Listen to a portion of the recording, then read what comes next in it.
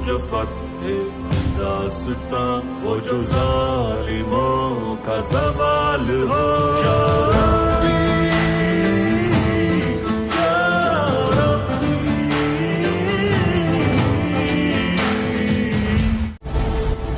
हमने सुना था कि आप किताबत में माहिर हैं, लेकिन हमने देखा कि आप खिताबत में भी माहिर हैं। बोलो बेटा, मैं सुन रहा हूं। बाप बेटे के दरमियान बहुत से जाती मामले होते हैं। सुल्तान अकेले में बात करना मुनासिब है।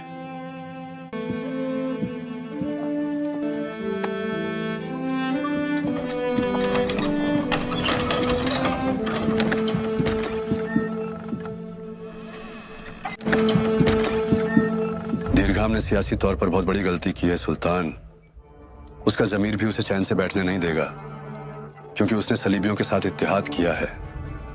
अगर सलीबी काहिरा में आबाद हुए तो ये एक ऐसे अलमिये को जन्म देगा जो सदियों तक जारी रहेगा।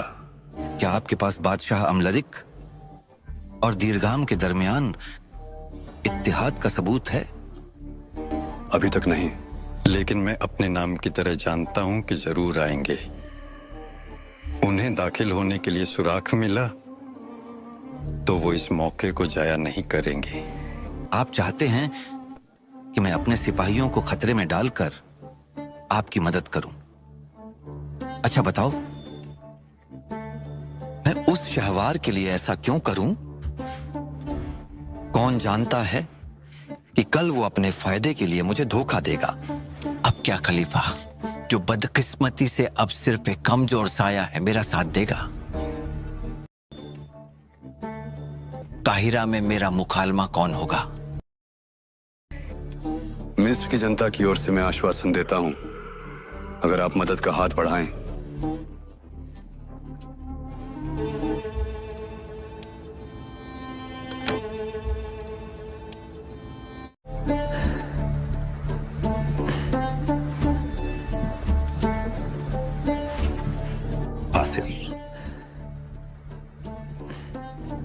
लोग अल्फाज से एक दूसरे को महसूर कर सकते हैं, लेकिन मैं इस उम्र में उस मरहले से बहुत पहले गुजर चुका था। मेरी याददाश्त इतनी मजबूत है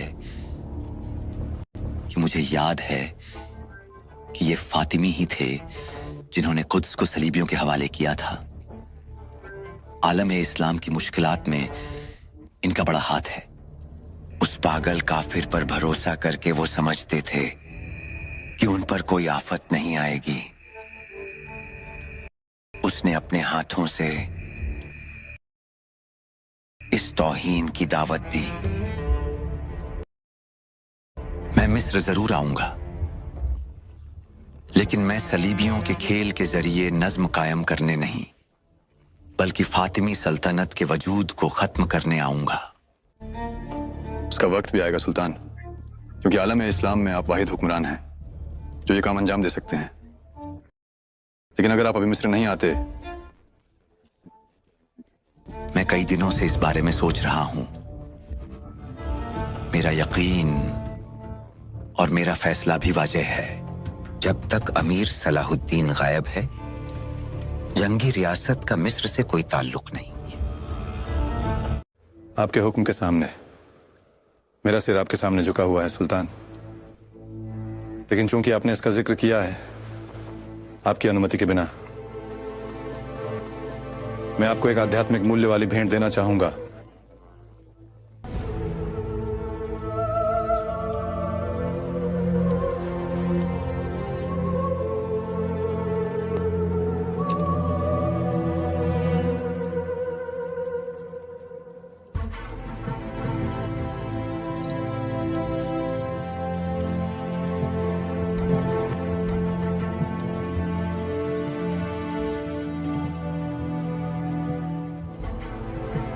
मुझे थोड़ी बहुत कारीगरी आती है। यह मदीना के पुराने कारीगरों के हाथ से निकला हुआ लगता है। आपने बिल्कुल सही कहा सुल्तान। यह एक कीमती धरोहर है जो यरूशलेम के मुस्लिमों द्वारा फतह किए जाने के वर्षों से है। हज के हमलों के दौरान मिस्री घरानों द्वारा बचाकर वर्षों तक रखा गया। आपके उंगली में हमारे लोगों की यरूशलेम के फतह के लिए की गई दुआओं को याद दिलाए। इंशाअल्लाह।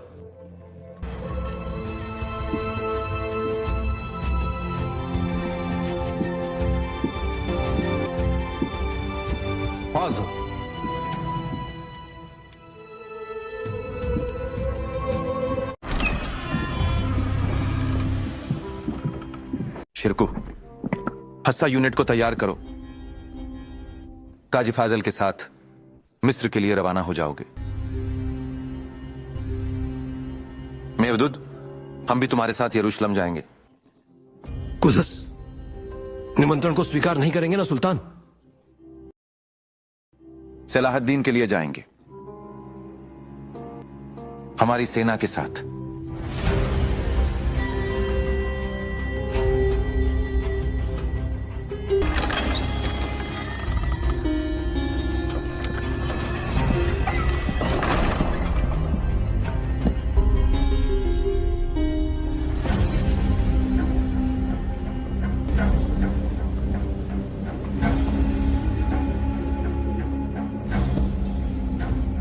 आपकी पुकार सुनते ही तुरंत चला आया। आपके आदेशों की प्रतीक्षा कर रहा हूं सुल्तान। अल्लाह तुम्हारी तलवार को तेज करे। बिलादुश शाम में हर कोई तुम्हारी और तुम्हारे मुजाहिदीन की बहादुरी की बात करता है। हमने वीरता और जिहाद भी आपसे सीखा है। आपके अस्तित्व के लिए आभारी हैं। बिल्कुल समय पर पहुंचे हो। तुम भी अपनी सेना के साथ शिरकों के आदेश के तहत मिस्र जाओगे। जो हुक्म सुल्तान। क्या तुमने पहले कभी ऐसी लड़ाई में हिस्सा लिया है? हेलेसा, हम किससे लड़ने वाले हैं?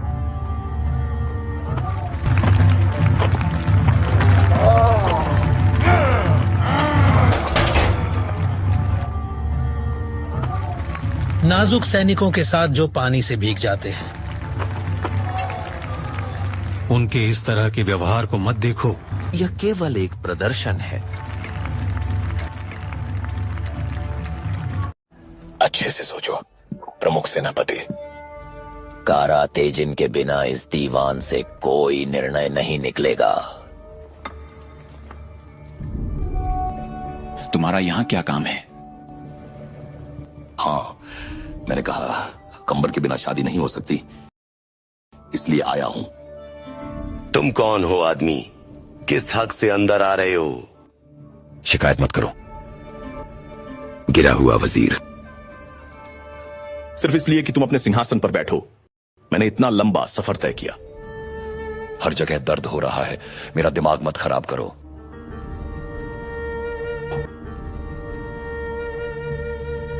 क्या ऐसे ही देख रहे हो? पहचाना नहीं क्या? तुम्हारी नजर में कालिख लग गई क्या? मैं हूं कारा तेगिन। कारा तेगिन, लंबे समय से मुलाकात नहीं हुई। कब से तुम सरदार बन गए?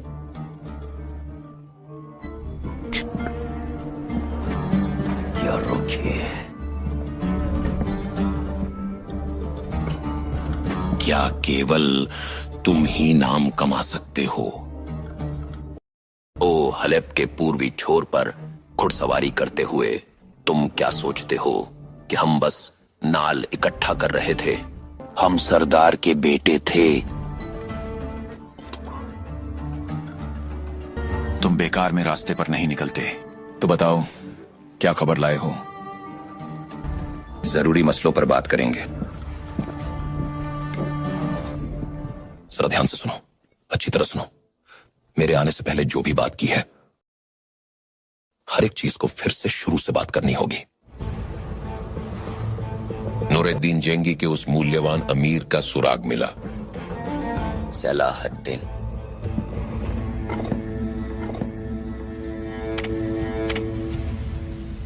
काहिरा में है।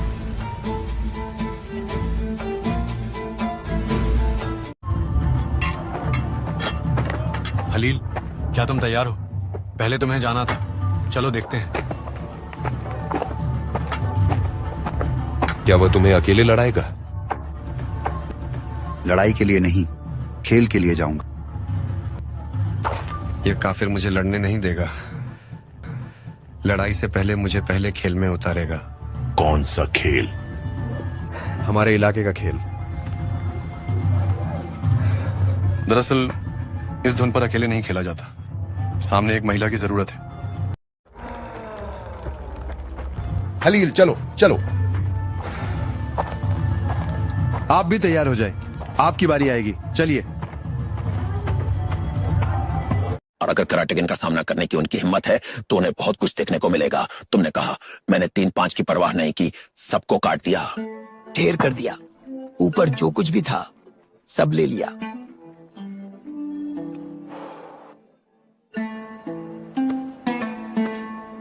देखो,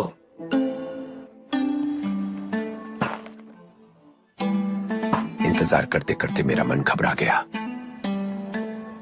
तुम्हारे साथ तो बातचीत नदी की तरह बहती चली जाती है, खासकर जब तुम बोलते हो।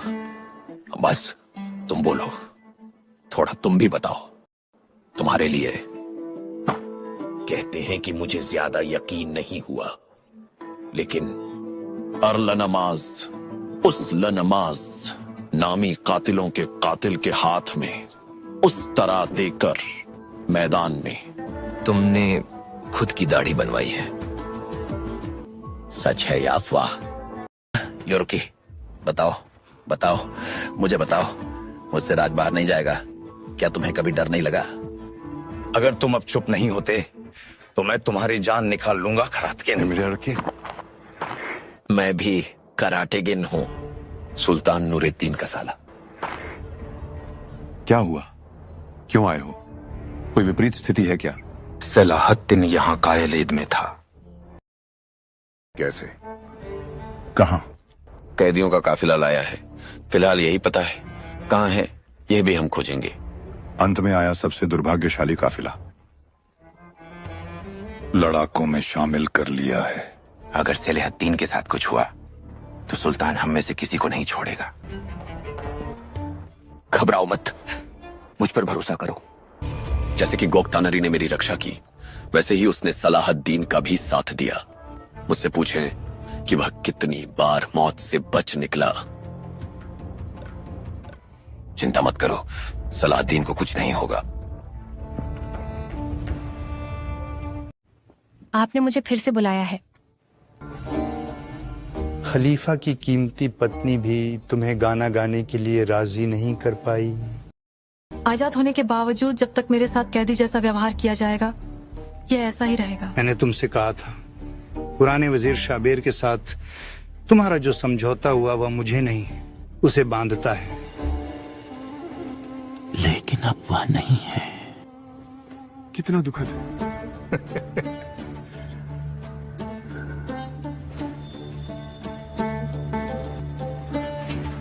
तुम्हें महल में अपनी ड्यूटी जारी रखने का मौका दे रहा हूं। बदले में जब मैं चाहूंगा तुम मेरे लिए गाना गाओगे। कभी नहीं। अगर मैं अभी भी यहाँ खड़ी हूँ तो इसका एकमात्र कारण यह था कि आपने मुझे पाले हुए मासूम लड़कियों को मारने की धमकी दी थी। ये गर्दन धमकी से झुकने वाली नहीं है, लेकिन आपने जो कहा उसे पलक झपकाए बिना करने वाले एक हत्यारे बन चुके हैं।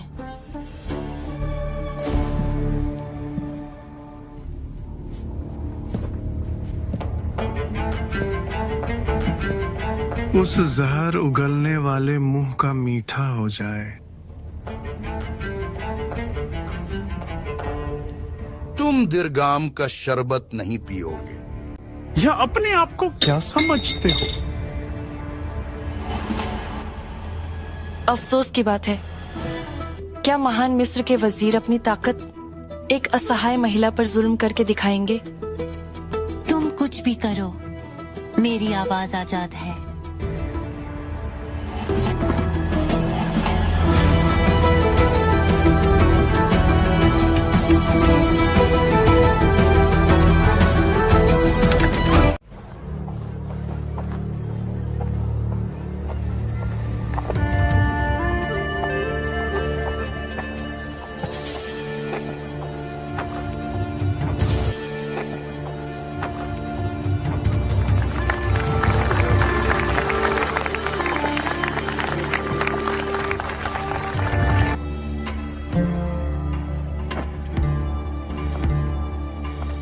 اس خبر نے سلطان صلاح الدین ایوبی کو حیران نہ کیا کہ حلب اور موصل کے حکمرانوں عماد الدین اور عز الدین نے صلیبیوں کے ساتھ اس کے خلاف درپردہ گٹھ جوڑ کر لیا ہے۔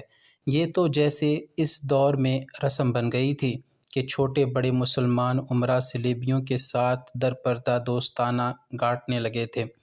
اس کی وجہ صرف یہ تھی کہ سلطان ایوبی ان سب کو ایک خلافت کے تخت تلے لا کر انہیں متحد بنانا چاہتا تھا، مگر یہ امراء اپنی الگ الگ ریاستیں برقرار رکھ کر ان کے حکمران بنے رہنے کو اپنا مقصد بنائے ہوئے تھے۔ انہیں توقع تھی کہ ان کا یہ مقصد صلیبیوں کی دوستی سے پورا ہو سکتا ہے۔ آپ پہلے پڑھ چکے ہیں کہ ان سب میں اہم حکمران عز الدین اور عماد الدین تھے۔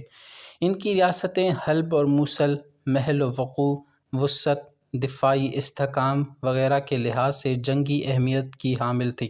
صلیبی اس کوشش میں تھے کہ مسلمانوں کے یہ دونوں مقام ان کے قبضے میں آ جائیں یا یہ سلطان ایوبی کے قبضے میں نہ چلے جائیں، کیونکہ ان پر سلطان ایوبی کا قبضہ ہو جانے سے افواج اور رسد وغیرہ کے لیے دو ایسے اڈے مل جاتے تھے جہاں سے وہ آسانی سے بیت المقدس پر فوج کشی کر سکتا تھا۔ رب کعبہ کی قسم، میں حلب اور موصل پر قبضہ نہیں کرنا چاہتا، سلطان ایوبی نے متعدد بار کہا تھا۔ میں کسی مسلمان ریاست میں سے اپنی فوجیں گزارنا بھی پسند نہیں کروں گا۔ میرا مدعا یہ ہے کہ یہ امراء، یہ حکمران صلیبیوں کے خلاف متحد ہو جائیں، خلافت بغداد کے وفادار ہو جائیں، جو قرآن کا حکم ہے۔ میں انہیں اپنے زیر زنگین نہیں کروں گا۔ میں خلیفہ نہیں ہوں، میں تو خود خلیفہ کا پیروکار اور خادم ہوں۔ خلافت کے تخت آ جانے سے ان لوگوں کو یہ خطرہ نظر آ رہا تھا کہ ان کی عیاشیاں بند ہو جائیں گی اور صلیبیوں کی طرف سے انہیں لڑکیوں اور شراب کے تحفے ملتے تھے، وہ بھی بند ہو جائیں گے۔ وہ حکومت دنیا کی جھوٹی شان و شوکت اور عیش و عشرت کے عادی ہو گئے تھے۔ ان کی نظروں میں سلطنت اسلامیہ کی کوئی وقت نہیں رہی تھی۔ 1153 کے اوائل میں سلطان صلاح الدین ایوبی نصیبہ کے مقام پر خیمہ زن تھا۔ یہاں سے اسے بیت المقدس کی طرف پیش قدمی کرنی تھی، مگر اسے مسلمان امراء کی نیت پر فتور نظر آ رہا تھا۔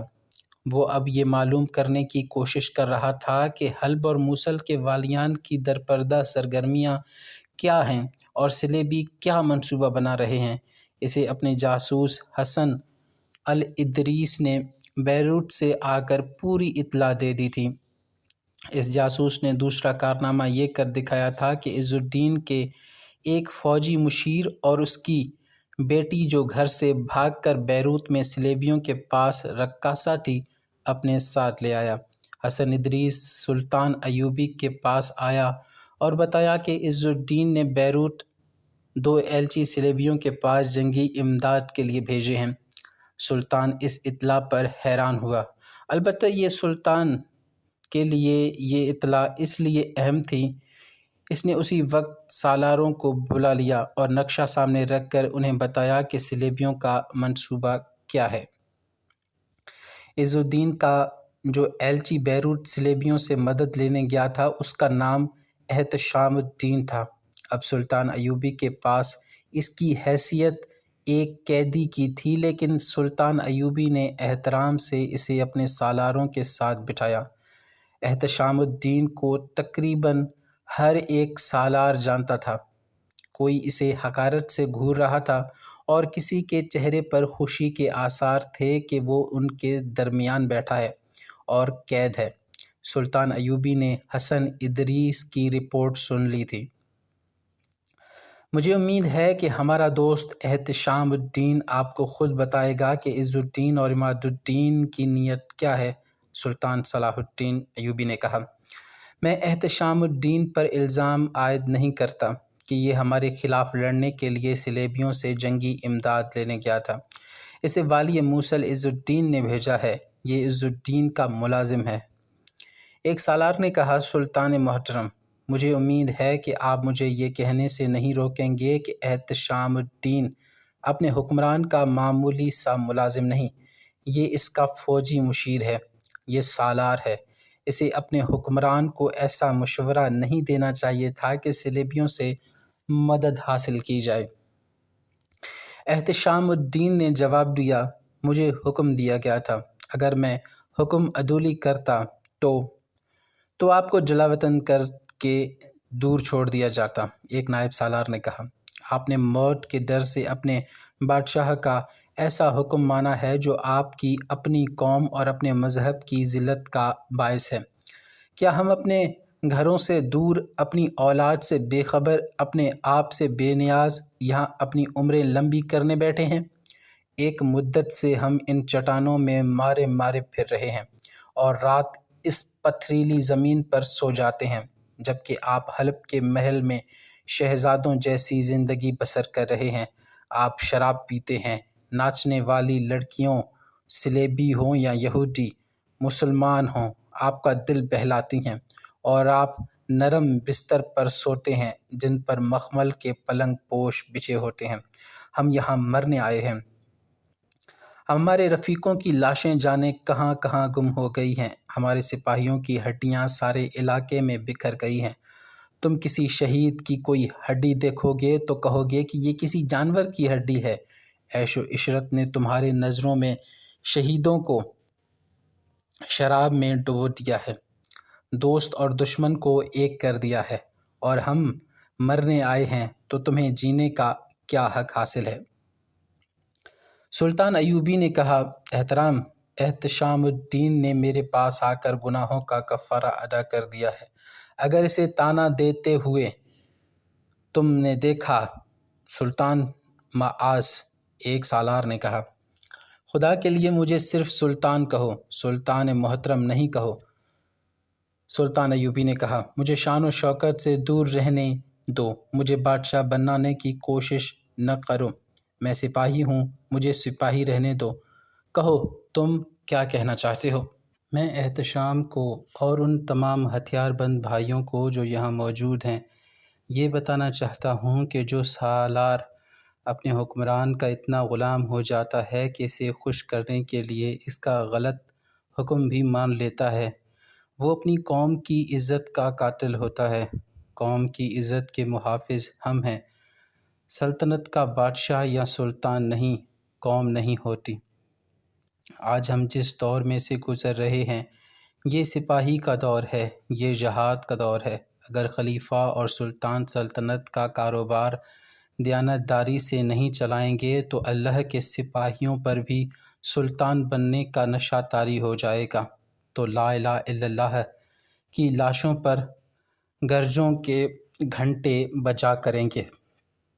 اسلام پر جو بھی دور آئے گا وہ اللہ کے سپاہی کا دور آئے گا۔ سلطان صلاح الدین نے جواباً کہا، جب تک اسلام زندہ ہے کفار اسلام کے دشمن ہی رہیں گے۔ آج ہمارے سالاروں کے دلوں میں جاہ و جشمت کی جو خواہش پیدا ہو گئی ہے وہ کسی بھی وقت اسلام کو لے ڈوبے گی۔ مجھے نظر آ رہا ہے کہ اسلام زندہ رہے گا، مگر اس شیر کی طرح زندہ رہے گا جسے سدھا لیا گیا ہو، اسے فراموش کرا دیا گیا ہو کہ وہ بادشاہ ہے۔ یہ شیر بکریوں سے بھی ڈرتا رہے گا۔ مسلمان کفار کی انگلیوں پر ناچیں گے۔ اللہ کا سپاہی موجود ہوگا مگر اس کے ہاتھ میں تلوار نہیں ہوگی۔ اگر تلوار ہوگی تو وہ کسی سلیب کی دی ہوئی ہوگی جسے وہ نیام سے باہر نکالنے کے لیے سلیبی سے اجازت لے گا۔ سلطان ایوبی بولتے بولتے چپ ہو گیا۔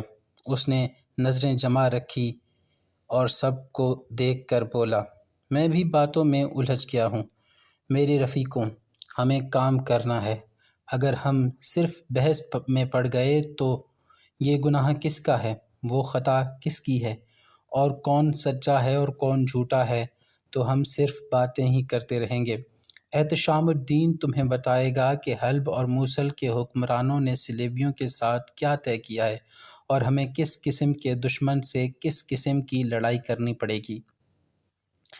احتشام الدین اٹھا اور سب کے سامنے جا کر کھڑا ہو گیا، سب کو نظریں گھما کر دیکھتا رہا اور بولا، میرے دوستوں، میں تمہاری نظروں میں حقارت اور قہر دیکھ رہا ہوں۔ تمہیں حق پہنچتا ہے کہ میرے لیے سزائے موت تجویز کرو، مگر میں تمہارے لیے عبرت کا سامان ہوں۔ یہ درست ہے کہ میں نے والی موصل عز الدین کی خوشنودی حاصل کرنے کے لیے اپنا ایمان فروخت کیا اور اس کا ایلچی بن کر بیروت گیا اور صلیبیوں سے مدد مانگی، مگر یہ بھی درست ہے کہ جس طلسم نے میری عقل اور میرے ایمان کو اپنے قبضے میں لے لیا، اس سے تم میں سے کوئی بھی نہیں بچ سکتا۔ کیا تم میں سے سالار اور حاکم غداری کا جرم کرتے نہیں پکڑے گئے؟ ان میں سے بہت سے ایسے تھے جن پر سلطان کو اتنا اعتماد تھا جتنا انہیں اپنی ذات پر ہے، مگر وہ ایمان فروش نکلے۔ میں تمہیں یہ بتانا چاہتا ہوں کہ انسانی فطرت میں ایک ایسی کمزوری ہے جو انسان کو عیش و عشرت میں ڈال دیتی ہے، اور جہاں کہ روز و شب میں حکومت اور معاشرے میں گناہ کی ترغیب دینے والی باتیں ہوں، وہاں زاہد بھی عیش پسند اور گنہگار بن جاتے ہیں۔ ہر کوئی امیر سلطان بننے کے خواب دیکھنے لگا ہے، ہر کسی کی ذات کا قلہ مسمار ہو جاتا ہے۔ اگر تم مجھے گنہگار سمجھتے ہو تو میری تلوار سے میرا سر تن سے جدا کر دو، اگر مجھے توبہ کا موقع دیتے ہو تو میں عظمت اسلام کی پاسبانی اور سلطنت اسلامیہ کی توسیع کے لیے تمہاری بہت مدد کر سکتا ہوں۔ صلیبی شاید تم سے آمنے سامنے کی ٹکر نہیں لیں گے۔ احتشام الدین نے کہا، انہوں نے ہمیں ہماری اپنی تلواروں سے مروانے کا انتظام کر لیا ہے، انہیں اپنی فوجیں مروانے کی ضرورت نہیں ہے، وہ مسلمانوں کے خلاف لڑانے کے لیے انہیں مدد اور شے دے رہے ہیں۔ یہ چھوٹی بڑی مسلمان امارتیں، ریاستیں جو دراصل خلافت بغداد کے صوبے میں ہیں، سب در پردہ صلیبیوں کے غلام بن گئے ہیں تاکہ خود مختار رہیں۔ اپنے مرکز سے کٹ کر خود مختاری اسی صورت میں حاصل کی جا سکتی ہے کہ دشمن کی مدد لو اور اپنے بھائی کو دشمن کہو۔ خانہ جنگی میں صرف ایک فریق سچا اور محبت وطن ہوتا ہے، دوسرا فریق دشمن کا دوست ہوتا ہے۔ دشمن اسے خلوص سے مدد نہیں دیتا بلکہ اپنے فوائد اور اپنے عزم کی تسکین کے لیے مدد دیتا ہے۔ صلیبی ہمارے مخالف دھڑکے کو مدد دے رہے ہیں، اس کی صورت یہ ہے کہ وہ موصل کو اپنے چھاپا مار دستوں کا اڈا بنا رہے ہیں۔